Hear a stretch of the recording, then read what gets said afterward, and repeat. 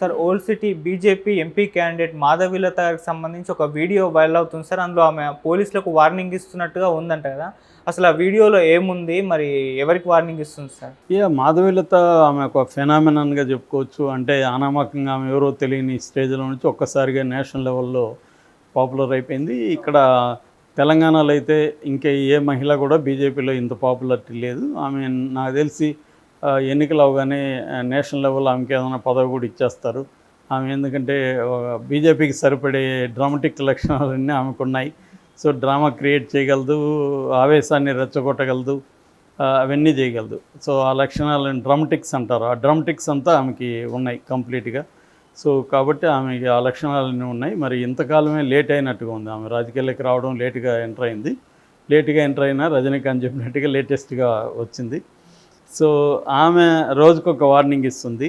ఆమె తరపున వచ్చిన నవనీత్ కౌర్ కూడా ఇక్కడ వార్నింగ్లు ఇచ్చి క్రియేట్ చేసిపోయింది. నిజానికి అయితే దీనివల్ల ఏంటంటే నిజానికి హైదరాబాద్ చాలా పీస్ఫుల్గా ఉంది.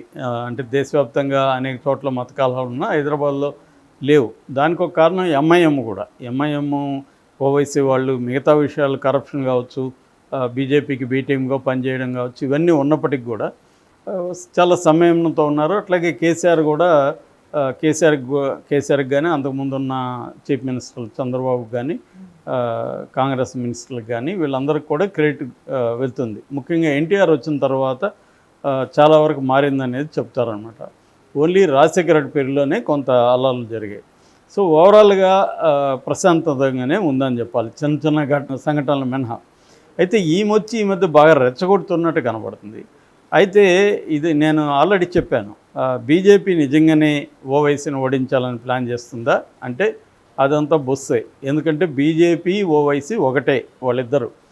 బీజేపీ గెలవడానికి ఓవైసీ దేశవ్యాప్తంగా తన పార్టీని విస్తరించి దానికి ఏఎంఐఎం అని పేరు పెట్టి ఆల్ ఇండియా ముస్లిం లీగ్ అని ఇత్లహాదుల్ ముస్లిమా అదేదో వస్తుంది.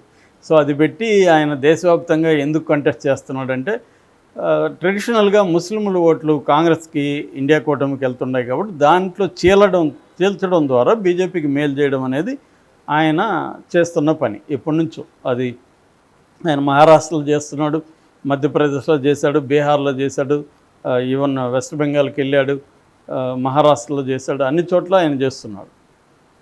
బీహారు, ఉత్తరప్రదేశ్, గుజరాత్లో నిజానికి బీజేపీ గెలుపు కోసం గెలుపులో one of the important factors ఈయనదే. ఈ నిలబెట్టడం వల్ల చీలే అనమాట. ఫర్ ఎగ్జాంపుల్ బీహార్లో చాలా 45,000 ఓట్ల మెజారిటీతో గెలిచారు. అట్లాగే ఉత్తరప్రదేశ్లో 5,000, 10,000 ఓట్ల తేడాతో 100 నియోజకవర్గాలు గెలిచారు. అదంతా కూడా ఈయన పుణ్యమే అని చెప్తారనమాట. అలాగా బీజేపీ ఎంఐఎం ఒకటే యాక్చువల్గా. ముస్లిము, హిందూ అయినా నేను చాలాసార్లు చెప్పాను, బీజేపీకి కూడా హిందువుల మీద ఏం ప్రేమ లేదు, వాళ్ళకి అధికారం మీద ప్రేమ ఉంది. అధికారం కోసం హిందువులు ఉపయోగపడతారు కాబట్టి హిందువులను ఉపయోగించుకుంటుంది. అట్లాగే ఈయనకి కూడా ముస్లింల మీద ప్రేమ లేదు. ముస్లింలు తన అధికారానికి, తన ఆధిపత్యానికి పనికొస్తారు కాబట్టి ఈయన వాడుకుంటుంటాడు. వీళ్ళిద్దరూ గోల్ ఒకటే, వీళ్ళిద్దరి గోల్ అధికారమే. ఇక్కడ ముస్లింలు, హిందువులు అనేది సాధారణ ప్రజలు కొట్టుకుదావాలి తప్ప వీళ్ళిద్దరికి ఏమీ లేదు. బీజేపీకి లేదు, ఈయనకి లేదు. సో ఈ రకంగా చూసినప్పుడు ఈమెను ఎందుకు ఇంత ఇంపార్టెన్స్ ఇచ్చి చేస్తున్నారంటే, ఇప్పుడు ఎందుకు మేమేదో ఓడిచ్చేస్తాం అన్న పద్ధతిలో ఒక పెద్ద పోరాటాన్ని చేస్తున్నట్టుగా బిల్డప్ ఇస్తున్నారంటే, వాళ్ళకి తెలంగాణలో అసెంబ్లీ ఎన్నికల్లో నష్టం జరిగింది. ఆ నష్టం ఏంటంటే ఇటు బీఆర్ఎస్తో కుమ్మక్కయ్యారు, ఇటు అదే ఎంఐఎంతో కుమ్మక్కయ్యారు అని ఒక పేరు రావడం వల్ల ఏమైందంటే ఇక్కడ ముస్లింలు కాంగ్రెస్ వైపు మొగ్గు చూపారు. ఆల్రెడీ ముస్లింలకు కూడా ఈ ఎంఐఎం ఆడుతున్న డ్రామా తెలిసిపోయింది. ఎవరేమీ అమాయకంగా ఎల్లకాలం ఉండరు కదా. ఒకసారి మోసపోతారు, రెండోసారి మోసపోతారు, మూడోసారికి తెలుస్తుందిగా, లేదా తెలివైన వాళ్ళు చెప్తారుగా వాళ్ళకి. అలాగా కర్ణాటకలో కూడా క్లియర్గా ఇతన్ని రానివ్వలేదు, అందుకని ఇతను పోటీ కూడా చేయలేదు అక్కడ. సో కర్ణాటకలో కూడా ముస్లింలు అంతా కాంగ్రెస్కి సపోర్ట్ చేశారు. ఇప్పుడు తెలంగాణలో కూడా కాంగ్రెస్కి సపోర్ట్ చేశారు అసెంబ్లీ ఎన్నికల్లో. అందుకని బీజేపీ ఏం ఆలోచించిందంటే, మనం ఎంఐఎంతో గట్టిగా ఫైట్ ఇచ్చినట్టు లేకపోతే ఇక్కడ హిందువులు మనకి కన్సాలిడేట్ కారు. హిందువులు కన్సాలిడేట్ కావాలంటే, హిందూ ఓట్లు మనకి గుంపగుత్తుగా పడాలంటే మనం ఎంఐఎంతో గట్టిగా ఫైట్ ఇస్తున్నట్టుగా బిల్డప్ చేయాలి అని వాళ్ళు డిసైడ్ అయ్యారు. అట్లాగే బీఆర్ఎస్తో కూడా ఫైట్ చేస్తున్నట్టుగా డిసైడ్ అయ్యారు. అందుకని కవితను అరెస్ట్ చేయడం, ఆ, కేసీఆర్ మీద ఒంటికాళ్ళ మీద లేయడం ఇవన్నీ చేస్తున్నారు. సో అంటే బీఆర్ఎస్ని తొక్కేసి ఆ ప్లేస్లోకి బీజేపీ రావాలనేది బీజేపీ ప్లాను. అది ఖచ్చితంగా ఈసారి కనిపిస్తోంది. ఆల్ సర్వేలు చూసుకుంటే కూడా బీజేపీకి ఆల్మోస్ట్ కాంగ్రెస్కి దగ్గరగా సీట్లు వస్తాయని చెప్తున్నారు. బీఆర్ఎస్కి 0 నుంచి 1 వస్తే ఎక్కువ అనేది అందరి అభిప్రాయం. బీఆర్ఎస్ పరిస్థితి అది. సో ఈ కాంటెక్స్ట్లో ఈమె ఇప్పుడు కొత్తగా మనం మాట్లాడుకున్న టాపిక్కి వస్తే ఆమె ఏమైనా వార్నింగ్ ఇచ్చిందంటే, బురకాలు వేసుకొని దొంగ ఓట్లు వేస్తున్నారు ఎప్పటి నుంచో, మా వాళ్ళు పరీక్షిస్తాం ముఖాలు చూస్తామంటే ఒప్పుకోవట్లేదు, లేడీస్ ముఖాలు చూడకూడదు అంటున్నారు. ఈసారి నేను అది ఒప్పుకోను. ఖచ్చితంగా పోలీసులు మేము కంప్లైంట్ ఇచ్చినప్పుడు వాళ్ళని పరీక్షించాల్సిందే. మేము కూడా కావాలంటే ముస్లింలనే పెడతాం పరిశీలించదని, ముస్లిం స్త్రీలనే పెడతాం, కానీ పరిశీలించాల్సిందే అని డిమాండ్ చేస్తాం. ఆ డిమాండ్ అయితే న్యాయమైంది. ఎందుకంటే ఇక్కడ ఫెయిర్ అండ్ ఫ్రీ ఎలక్షన్ జరిగేటప్పుడు నేను ముసుగేసుకొని ఓటేస్తా అంటే ఎవరన్నా ఒప్పుకుంటారా?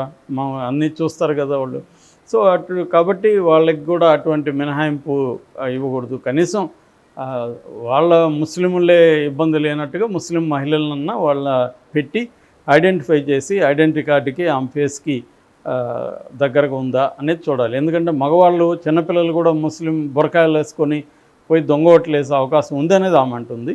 ఆమె చెప్పేది నిజమైతే మాత్రం ఖచ్చితంగా ఎన్నికల కమిషన్ ఆమె అప్పీల్ని పరిగణలోకి తీసుకొని అలాగా దొంగ ఓట్లు వేయకుండా చూసుకోవాల్సిన బాధ్యత అయితే ఉంది. అందులో ఆమె అడిగిన దాంట్లో అయితే ఏమీ తప్పు లేదని నేను అనుకుంటున్నాను. ఎందుకంటే ఫెయిర్ అండ్ ఫ్రీగా జరగాలి. వేరే వాళ్ళు ఇట్లా ముసుగులు వేసుకొని మేము వేస్తూ ఉంటే కుదరదు కదా. సో ఓకే, వాళ్ళ మతానికి సంబంధించిన అది ఉండొచ్చు, కానీ ఎన్నికలకు వచ్చేసరికి అటువంటి దొంగ ఓట్లు వేసే పరిస్థితి ఉన్నప్పుడు అట్లాగా ఒక ముస్లిం మహిళ ద్వారా వాళ్ళని ఐడెంటిఫై చేయించడం అనేది చేయొచ్చు. వాళ్ళు కూడా దానికి ముందుకు రావాలి. ఓవైసీ కూడా ఎస్ మేము దొంగ ఓట్లు లేదు, మేము రెడీగా ఉన్నాం మీరు ప్రూవ్ చేసుకునేదానికి అని ఆయన కూడా ముందుకు రావాల్సిన అవసరం ఉంది. కానీ లేదు మమ్మల్ని ఎవరు చెక్ చేయడానికి లేదు, మేము ఇష్టం వచ్చినట్టు చేస్తామంటే మాత్రం ఇబ్బంది అవుతుంది.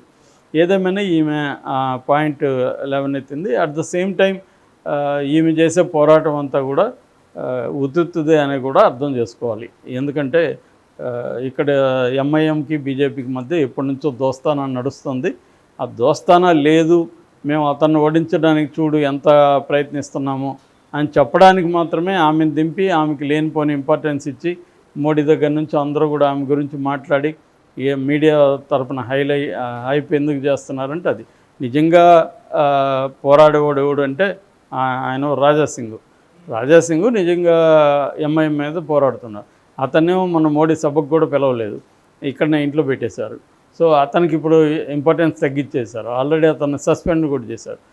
పోరాడేది అతను గట్టిగా, ఎందుకంటే అతనికే ఓల్డ్ సిటీలో ఉండే హిందువుల మద్దతు అంతా కూడా అతనికి ఉంది. ఎందుకంటే ఎక్కువగా నార్త్ ఇండియన్స్ ఉంటారు, ఇతను కూడా నార్త్ ఇండియన్ కాబట్టి, ఉత్తరప్రదేశ్ నుంచి వచ్చిన వ్యక్తి కాబట్టి ఇతనికి బలం ఉంది అక్కడ. కానీ బీజేపీకి అతనితో ఇబ్బందులు ఉంది. ఎందుకంటే బీజేపీ ఎప్పుడు తీవ్రంగా ఉండాలా, ఎప్పుడు మోడరేట్గా ఉండాలా, ఇవన్నీ ఆలోచించి రాజకీయాలకు చేస్తుంది. నేను ఇంతకుముందు చెప్పినట్టుగా బీజేపీకి హిందువుల మనోభావాలకో లేకపోతే హిందువుల ప్రయోజనాల కంటే కూడా తన అధికార ప్రయోజనం అనేది వెరీ ఇంపార్టెంట్ కాబట్టి